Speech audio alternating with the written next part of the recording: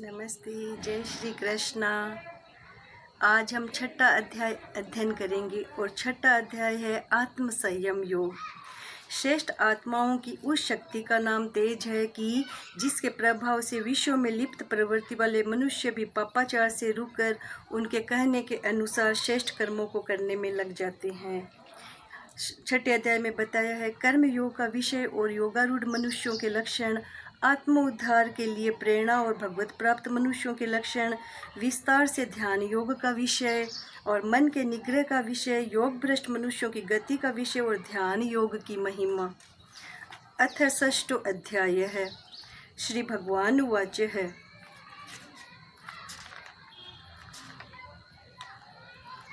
अनाश्रित कर्म फलम कार्य कर्म करोति ये स सन्यासी च योगी च न निर्गिनन चाकीर्य। श्री भगवान बोले, जो पुरुष कर्म फल का आश्रय न लेकर करने योग्य कर्म करता है वह सन्यासी तथा योगी है, और केवल अग्नि का त्याग करने वाला सन्यासी नहीं है तथा केवल क्रियाओं का त्याग करने वाला योगी नहीं है। आरुरुक्षो मुनिर्योगम कर्म कारण मुच्यते योगारूढ़स्य तस्य शमय कारण मुच्यते।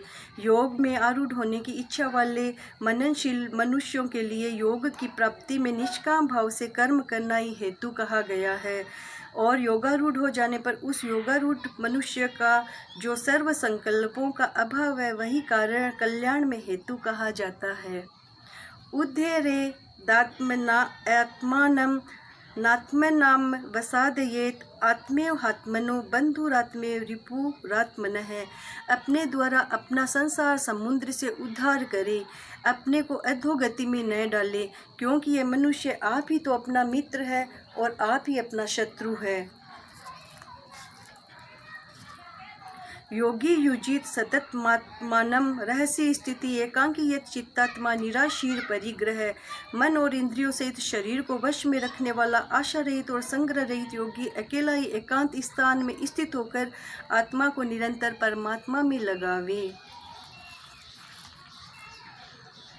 नात्यशन्तस्तु योगो अस्ति न चेकात् मनश्रतः न चाति स्वप्नशीलस्य जागृतो नेव च अर्जुन है। हे अर्जुन, योग न तो बहुत खाने वालों का और न बिल्कुल न खाने वालों का, न बहुत शयन करने वालों का और न ही जागने वाले स्वभाव वालों का ही सिद्ध होता है। युक्त आहार विहारस्य युक्त चित्तस्य कर्मसु युक्त स्वप्न बोधस्य योगो भवति दुःखः। दुखों का नाश करने वाला योग तो यथा योग्य आहार विहार करने वालों का, कर्मों में यथा योग्य चेष्टा करने वालों का और यथा योग्य सोने तथा जागने वालों का ही सिद्ध होता है।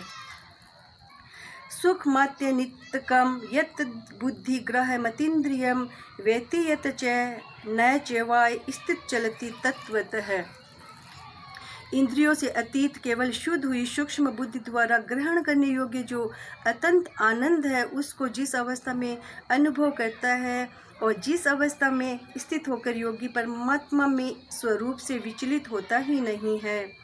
प्रशांत मन से होना योगिनम सुखमुत्तमम उपेति शांत रजस ब्रह्मभूतम कल्मश। क्योंकि जिसका मन भली प्रकार शांत है, जो पाप से रहित हो, जिसका रजोगुण शांत हो गया है, ऐसे इस सच्चिदानंद घन ब्रह्म के साथ एक ही भाव हुए योगी को उत्तम आनंद प्राप्त होता है।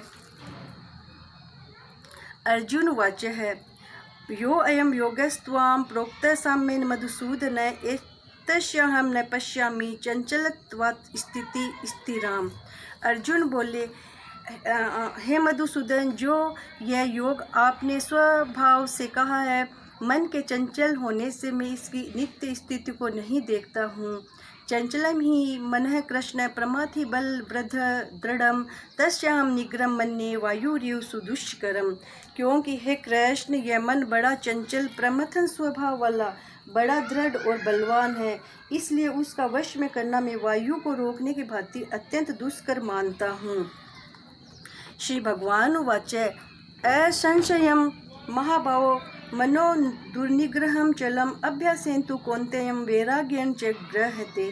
श्री भगवान बोले, हे महाभावो, निसंदेह मन चंचल और कठिनता से वश में होने वाला है, परंतु हे कुंती पुत्र अर्जुन, यह अभ्यास और वैराग्य से वश में होता है। अर्जुन वाच्य है अयतिम श्रद्धयोपेतो योगा चलति मानस है अप्राप्यम योग संसिद्धि का गति कृष्ण गच्छति। अर्जुन बोले, हे कृष्ण, जो योग में श्रद्धा रखने वाला है किंतु संयमी नहीं है, इस कारण जिसका मन अंतकाल में योग से विचलित हो गया है, ऐसा साधक योग की इस सिद्धि को अर्थात भगवत साक्षात्कार को न प्राप्त होकर किस गति को प्राप्त होता है। श्री भगवान वाच्य है पार्थ नेहेव नामुत्र विनाशतस्य विद्यते न ही कल्याणकृत दुर्गति तात गच्छति। श्री भगवान बोले, हे पार्थ, उस पुरुष का न तो इस लोक में नाश होता है और न ही परलोक में नाश होता है, क्योंकि हे पार्थ, आत्मोद्धार के लिए अर्थात भगवत प्राप्ति के लिए कर्म करने वाला कोई भी मनुष्य दुर्गति को प्राप्त नहीं होता है। प्राप्य पुण्यकृताम लोकानुषित्वा शाश्वती समः सूचीनाम श्रीमता गहे योग भ्रष्टो विजायते। योग भ्रष्ट मनुष्य पुण्यवान के लोकों में अर्थात स्वर्ग आदि उत्तम लोकों को प्राप्त होकर उसमें बहुत वर्षों तक निवास करके फिर शुद्ध आचरण वाले श्रीमान पुरुषों के घर में जन्म लेते हैं। प्रयत्नात् मानस तु योगी सहसुधि किली बश है। अनेक जन्म सहसिद्धि तो याति पराम गति, परंतु प्रयत्न पूर्वक अभ्यास करने वाला योगी तो पिछले अनेक जन्मों के संस्कार बल से इसी जन्म में सिद्ध होकर संपूर्ण पापों से रहित हो फिर तत्काल ही परम गति को प्राप्त हो जाता है। ओम तस्दित श्रीमद् भगवद गीता सुपनिवसुम ब्रह्म विद्यायाम योग शास्त्रे श्री कृष्ण अर्जुन संवादे आत्मसंयम योगो नामः षष्ठो अध्याय है। ओम शांति शांति शांति। श्री परमात्मने नमः।